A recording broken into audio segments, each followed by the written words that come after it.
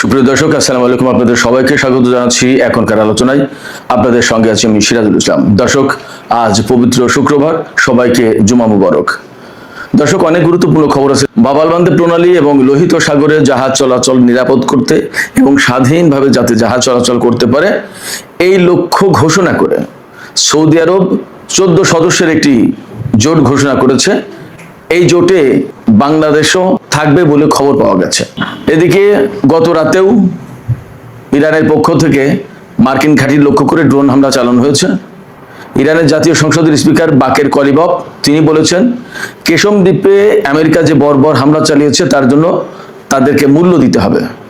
এদিকে ইরানের খাতামুল আম্বিয়া হেডকোয়ার্টার্সের প্রধান মেজর জেনারেল আলী আবদুল্লাহি তিনি বলেছেন, মধ্যপ্রাচ্যে মার্কিন সেনাদের জন্য তাদের সমরাস্ত্র যেমন জরুরি, তেমনি তাদের সাথে কফিনও থাকতে হবে। কফিন এখন তাদের অবিচ্ছেদ্য অংশ হয়ে গেছে। একথার মানে কি? খুবই গুরুত্বপূর্ণ কথা। আরো একটি বিপজ্জনক খবর আছে, সেটি হচ্ছে ইরানের সর্বোচ্চ নেতাকে আমেরিকা এবং ইসরায়েল খুঁজছে। ইরানের সর্বোচ্চ নেতাকে আমেরিকা এবং ইসরায়েল যখন খোঁজে, তার মানে কি আমরা সবাই বুঝতে পারি। এ নিয়ে আলোচনা করব। পাশাপাশি আলোচনা থাকবে মিশরের একটি সমুদ্র বন্দরে একটি এলএনজি জাহাজে ড্রোন হামলা হয়েছে, সেখান থেকে আমেরিকার একটি যুদ্ধ জাহাজও মারাত্মকভাবে ক্ষতিগ্রস্ত হয়েছে। এই ব্যাপারে আকার ইঙ্গিতে ইরানকে দায়ী করা হচ্ছিল, কিন্তু ইরানের পররাষ্ট্রমন্ত্রী সাইদ আব্বাস আরাকচি ভিন্ন কথা বলেছেন। কি বলেছেন এবং কেন বলেছেন, এই সমস্ত নিয়ে এখন আমি বিস্তারিত আলোচনা করার চেষ্টা করব। আশা করি প্রত্যেকটি পয়েন্টের আলোচনা আপনাদের ভালো লাগবে। যদি আলোচনা ভালো লাগে তাহলে লাইক, কমেন্ট, শেয়ার করবেন এবং চ্যানেলটি সাবস্ক্রাইব করে সাথেই থাকবেন প্লিজ। দর্শক, চলুন বিস্তারিত আলোচনায় চলে যাই। প্রথমে যে আলোচনা করেছি সেটি হচ্ছে একটা জোট হতে যাচ্ছে সৌদির নেতৃত্বে, বাংলাদেশ সহ বিশ্বের 14টি দেশ সেই জোটে যোগ দেবে বা তার প্রতি সমর্থন জানিয়েছে বলে খবর বেরিয়েছে। এই জোটের লক্ষ্য হবে বাবালমান্দে প্রণালী এবং লোহিত সাগরে সৌদি জাহাজ বা সৌদির বন্দরের দিকে যে সমস্ত জাহাজ যাবে তাদের উপরে যে নিষেধাজ্ঞা আরোপ করেছে ইয়েমেনের হুতি সমর্থিত সামরিক বাহিনী বা সরকার, সেই নিষেধাজ্ঞা নাকচ করে দেওয়া, বানচাল করে দেওয়া। এবং ইয়েমেনের পক্ষ থেকে, অর্থাৎ ইয়েমেনের হুতি সরকারের পক্ষ থেকে সৌদি বন্দরের উপরে যে নিষেধাজ্ঞা আরোপ করা হয়েছে, অবরোধ আরোপ করা হয়েছে, সেই অবরোধ ভেঙে দেওয়ার চেষ্টা করা হবে। এই জন্য সৌদি আরব ইয়েমেনের সাথে সম্ভবত একা পারছে না, না পারার কারণে জোট গঠনের ঘোষণা দিয়েছে। এবং এই লক্ষ্যে গতকাল সৌদি আরবে মোট 43টি দেশের অংশগ্রহণে একটি সম্মেলন অনুষ্ঠিত হয়েছে। সেই সম্মেলন থেকে যে সমস্ত দেশ সৌদি আরবের এই জোটের প্রতি সমর্থন দিয়েছে তারা হলো কুয়েত, বাহরাইন, কাতার, বাংলাদেশ, পাকিস্তান, তুরস্ক, সুদান, সোমালিয়া, জিবুতি, জর্ডান, মিশর, ইয়েমেনের যে সৌদি সমর্থিত অংশ তারা, এবং কমোরস নামে আরেকটি দেশ।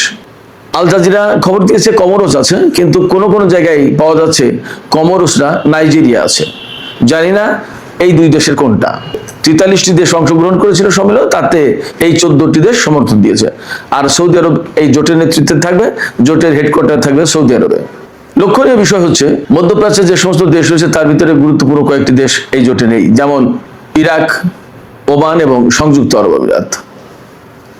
আর এই যে জোট করা হয়েছে, এই জোট যদি স্বাভাবিক উপায়ে এই অবরোধ বা নৌ চলাচলের স্বাধীনতা নিশ্চিত করার চেষ্টা করে তাহলে সেটা হচ্ছে একদিক।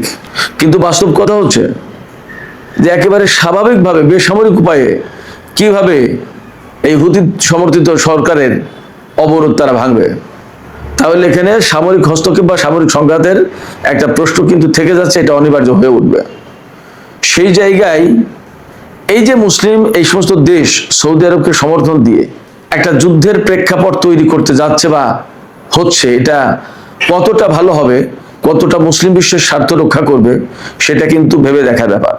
এখানে কিন্তু প্রত্যেকটা মুসলিম দেশ, তা মুসলিম দেশ যদি সৌদি আরবের ডাকে সাড়া দেয়, এবং আমেরিকাও আছে শুনতে পাচ্ছি, তো মুসলিম দেশগুলো যদি সৌদি আরবের ডাকে সাড়া দেয়, তাহলে আমার প্রশ্ন হচ্ছে এই মুসলিম দেশগুলো কেন সম্মিলিতভাবে সৌদি আরবকে এই কথা বলছে না যে ইয়েমেন তো আপনাদের একেবারে প্রতিবেশী দেশ এবং একটা দরিদ্র দেশ, তারাও মুসলিম দেশ, তার সাথে যে সমস্যা, সেই সমস্যাটা কূটনৈতিক উপায়ে আলাপ আলোচনার মাধ্যমে, সংলাপের মাধ্যমে সমাধান করি। আসুন আমরা সবাই এ ব্যাপারে হেল্প করি, আমরা সবাই মিলে এতে মধ্যস্থতা করি।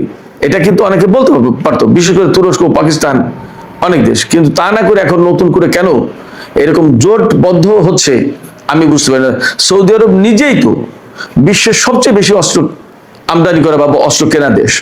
আমেরিকা, ইউরোপের প্রচুর পরিমাণে অস্ত্র সৌদি আরব কেনে। আমেরিকার অস্ত্র শিল্প তো টিকেই আছে সৌদি আরবে, কাতার এবং সংযুক্ত আরব আমিরাতের টাকার উপর, কুয়েতের টাকার উপরে। সেই সৌদি আরব ইয়েমেনের চেয়ে অনেক বেশি বেশি শক্তিশালী অনেক দিক দিয়ে। তার সাথে আবার 15-16টা দেশ, 14-15টা দেশ লাগছে জোট করতে ইয়েমেনের বিরুদ্ধে লড়াই করার জন্য। এটা কেমন কথা, কেমন মুসলিম ভ্রাতৃত্ব এবং কেমন প্রতিবেশী সুলভ আচরণ। সৌদি আরব হচ্ছে পবিত্র মক্কা মদিনা শরীফের খাদেম, মুসলিম বিশ্বের নেতা। তাদেরকে আমরা অনুকরণ করব।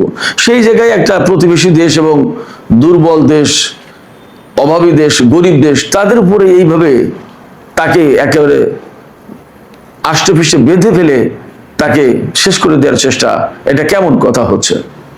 এই জায়গায় তো কূটনীতির প্রয়োজন। সমস্যা হয়েছে সেটা ঠিক আছে, সৌদি আরবের সাথে ইয়েমেনের একটা সংঘাত হয়েছে অনেকদিন ধরে। এখানে মুসলিম বিশ্বের দায়িত্ব ছিল তো তাদেরকে আলোচনা টেবিলে বসানো এবং একটা মধ্যস্থতা করা। তা না করে এখন কেন তুরস্ক বা পাকিস্তান বা আরো এরকম যে সমস্ত দেশ যথেষ্ট প্রভাবশালী, সামরিক দিক দিয়ে শক্তিধর দেশ, তারা কেন এই জোটে যুক্ত হয়ে আরেকটা যুদ্ধের প্রেক্ষাপট তৈরি করার ব্যবস্থা করছে? আমরা আজকের এই আলোচনার মধ্য দিয়ে বাংলাদেশ সহ মুসলিম বিশ্বের যে সমস্ত গুরুত্বপূর্ণ দেশ আছে, বিশেষ করে যারা এই জোটে যোগ দিতে যাচ্ছে বা যোগ দেওয়ার খবর বেরিয়েছে, তাদের প্রতি একান্ত অনুরোধ জানাবো, একান্ত আহ্বান জানাবো, এই যুদ্ধ কখনোই কোনো সমাধান আনবে না।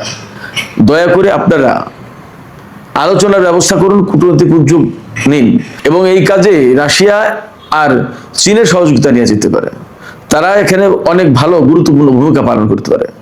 একটা বিষয় খেয়াল করবেন, যখন 2015 সালে সৌদি আরব ইয়েমেনের সাথে যুদ্ধে জড়িয়ে গেল এবং তখনও জোট করে জড়িয়েছে, সৌদি আরব একা না, এটা কিন্তু আমেরিকার বৈশিষ্ট্য। কোন দেশের বিরুদ্ধে যুদ্ধ করতে গেলে জোট পাকায় যুদ্ধ করতে যায়। তো সেই জায়গায় পাকিস্তান কিন্তু সৌদির ডাকে সেই জোটে যুক্ত হয়নি এবং যুদ্ধ করেনি। পাকিস্তানের প্রধানমন্ত্রী ছিলেন তখন নওয়াজ শরীফ, এখনকার যে শাহবাজ শরীফ তার বড় ভাই। পাকিস্তান কিন্তু যথেষ্ট কৌশলে এবং শক্ত অবস্থানে থেকে সৌদি আরবের পক্ষে সেই সময় যুদ্ধে নামেনি, যদিও সৌদি আরবের সাথে পাকিস্তানের অনেক অনেক সামরিক চুক্তি আছে। আমি জানি না, এখনই বলা যাচ্ছে না যে কি হচ্ছে অ্যাকচুয়ালি, সৌদি আরব এই জোট নিয়ে যুদ্ধ শুরু করবে কিনা, কিন্তু জোট যে কারণে বা যে উদ্দেশ্যে গঠন করা হচ্ছে তাতে সংঘাত অনিবার্য হয়ে উঠবে মোটামুটি বলা যায়। এই জায়গায় বাংলাদেশের ভূমিকা কি হবে তাও জানি না। বাংলাদেশ এখানে অনেকভাবে কৌশল নিতে পারে, হয়তো জোটের প্রতি রাজনৈতিক সমর্থন দিতে পারে, কিন্তু যুদ্ধে অংশ নিল না। সামরিক অভিযান যদি কোনো কিছু পরিচালনা করে সেখানে অংশ নিল না। বাংলাদেশের অনেক জনশক্তি সৌদি আরবে আছে, সেখান থেকে রেমিটেন্স আসে, আমাদের অনেক বাজার বা আমাদের অর্থনীতির একটা গুরুত্বপূর্ণ অংশ হয়ে গেছে সৌদি আরব, ঠিক আছে। কিন্তু সৌদি আরবের কাছে তো আমরা দাসখত দিন, এটা তো ঠিক। আমরা জনশক্তি পাঠিয়েছি, আমাদের জনশক্তি তো এমনি এমনি কাজ করছে না। আমরা সেখানে পয়সা নিচ্ছি, তাদের কাজ দিচ্ছি। আমাদের জনশক্তির উপরে তো তাদের অর্থনীতি দাঁড়িয়ে আছে। আমাদের জনশক্তি রপ্তানি করছি, তারা যে আমাদেরকে বিশেষ উপকার করে দিয়েছে ব্যাপারটা তাও না। আমাদের জনশক্তি তাদের অর্থনীতিকে দাঁড় করে রেখেছে এবং চালিয়ে রেখেছে। আমাদের জনশক্তি বলতে আমাদের ভারতের, পাকিস্তানের, বিশ্বের বিভিন্ন দেশের জনশক্তি গিয়ে সৌদি আরবের অর্থনীতি গড়ে দিয়েছে এবং সেটা চলছে। আর সেখানে জনশক্তি পাঠিয়েছি বলে তাদের হয়ে যুদ্ধ করতে হবে, এটাও কোনো যুক্তিসঙ্গত না, এটা একটা অন্যায় দাবি। এই জায়গা থেকে বাংলাদেশকে একটু শক্ত অবস্থানে থাকতে হবে আমি মনে করি। আবার কূটনীতির আশ্রয় নিতে হবে, আমাদের স্বার্থও দেখতে হবে যাতে সৌদি আরবের সাথে কূটনৈতিক সম্পর্ক খারাপ না হয় সেদিকেও চেষ্টা করতে হবে।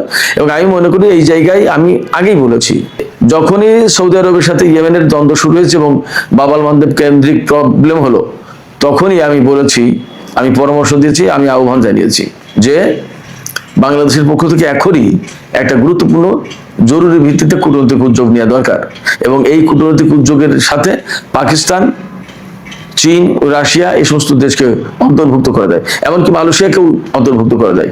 তুরস্ককে এখন আর অন্তর্ভুক্ত করার সুযোগ নেই, তারপরেও তার সাথে আলোচনা করা যায়।